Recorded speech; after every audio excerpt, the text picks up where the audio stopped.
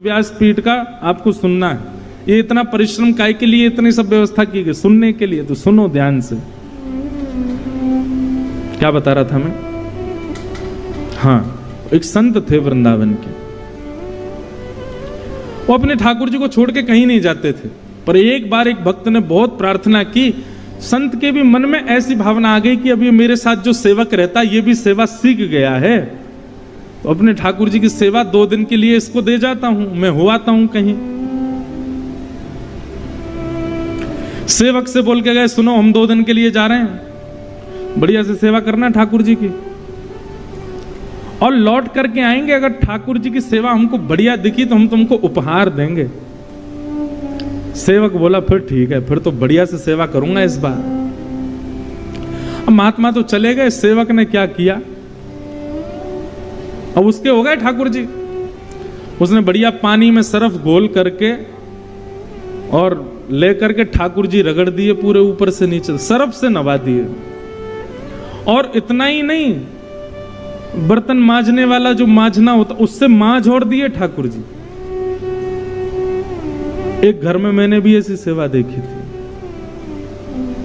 आपको पता है, जो लड्डू गोपाल की सेवा करते हैं या कहीं भी सेवा करते हैं, ठाकुर जी की सेवा में कभी अंगूठे का प्रयोग नहीं करना चाहिए। अंगुष्ठ का प्रयोग मतलब ठाकुर जी को इत्र लगाते हैं या उठाते हैं बैठाते हैं, तो ऐसा भाव रखना चाहिए कि अंगूठा जो होता है सबसे बलवान होता है हमारे हाथ में। सेवा प्रणाली कहती है जब आप ठाकुर जी को अंगूठे से दबाते हैं तो उनको श्रम हो जाता है, उनको लगती है। इसलिए ठाकुर जी की सेवा में उंगलियों का प्रयोग करो। अब बहुत भारी ठाकुर जी हैं तो अंगूठा भी ऐसे स्थान पर लगाओ जहां पर ठाकुर जी को लगे ना, और फिर बैठाने के बाद में कहीं अंगूठा लगाना ही पड़ा है तो उसके बाद भी सहला दो, ठाकुर जी आपको श्रम हो गया। इतनी सूक्ष्मता देखी जाती है सेवा में। ठाकुर जी को अंगुष्ठ का प्रयोग नहीं। आरती करने के बाद आरती ठाकुर जी से दूर रखनी चाहिए। क्यों? उसकी गर्मी ठाकुर जी को लग जाएगी, उष्णता हो जाएगी। कई लोगों के यहाँ अखंड दीप जलते हैं, पर दीप का स्थान अलग होना चाहिए, ठाकुर जी के मुख पे नहीं। पर यह बात भी है कि ये सब सेवा भाव वहां है जहां भाव से सेवा होती है, जहां केवल और केवल बस करनी है वहां तो कुछ भी करो, पर जहां भाव प्राधान्य वहां ये छोटी छोटी बातों का ध्यान रखा जाता है। ठाकुर जी सरफ से धो दिए। उन संत को रात्रि स्वप्न में रोते हुए ठाकुर जी मिले, और जब रोते ही हुए नहीं, जहां जहां सरफ लगाया था जहां जहां वहां घाव और आ गए ठाकुर जी को। संत तुरंत लौट करके आए, मंदिर में आकर के देखा ठाकुर जी चमक रहे थे, पहले से ज्यादा सुंदर दिख रहे थे। संत ने पूछा सेवक से, तुमने सेवा की? ठाकुर जी बोले हाँ।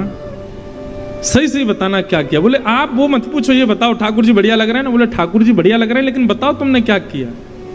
जब बताया कि हमने सरफ से धोए, ठाकुर जी को लेप लगाया गया, ठाकुर जी को औषधि दी गई, ठाकुर जी को सुंदर काढ़ा पिलाया गया, 6 दिन तक ठाकुर जी की ऐसी औषधि से सेवा हुई, तब ठाकुर जी एक दिन स्वप्न में प्रसन्न होकर दर्शन दिए, तब संत को सुख मिला।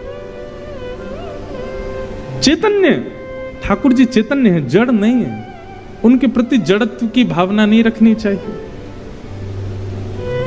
साक्षात चैतन्य है।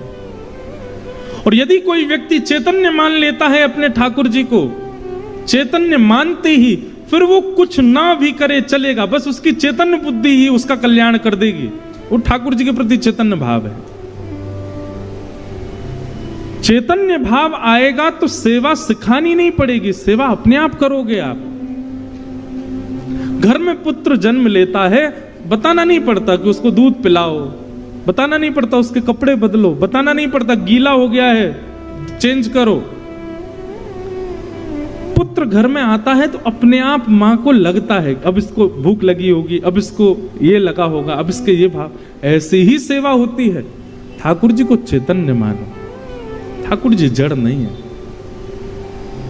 उनके प्रति जड़त्व की भावना नहीं। और आप विश्वास मानिएगा, जिस दिन से आपने चैतन्य मानना प्रारंभ, और सुनिए केवल ठाकुर जी नहीं, अपने गुरु को भी चैतन्य मानो, गुरु के प्रति भी चैतन्य भाव। मानव का कल्याण केवल दो लोग कर सकते हैं और दोनों ही गकार हैं, गा से प्रारंभ होते हैं। पहला तो ग्रंथ और दूसरा गुरु। जिसके जीवन में ये दो ग नहीं है, ग्रंथ और गुरु, उसका जीवन पशु के समान है, पशुवत है।